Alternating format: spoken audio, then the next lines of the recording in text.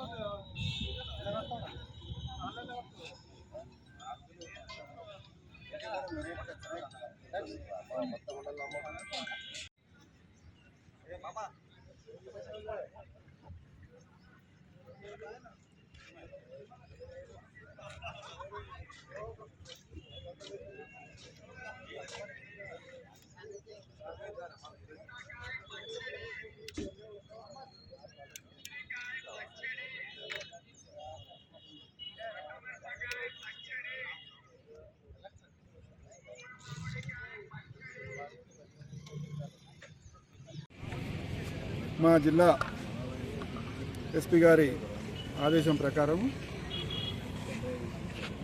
చిట్కూలు గ్రామంలోని వడ్డెర బస్తీలో CCC programme, అంటే కమ్యూనిటీ కాంటాక్ట్ ప్రోగ్రాం, దీన్నే కార్డన్ సెర్చ్ కూడా అంటారు. దీనిలో భాగంగా మొత్తం ఒక 100 మంది కానిస్టేబుళ్ళు, ఒక 20 మంది ఎస్ఐలు, ఒక 8 మంది ఇన్స్పెక్టర్లతో కలిసి ఈ కాలనీని చెక్ చేయడం జరిగింది. దాని ముఖ్య ఉద్దేశం ఏంటంటే నేరాలను అదుపు చేయడం కోసమని.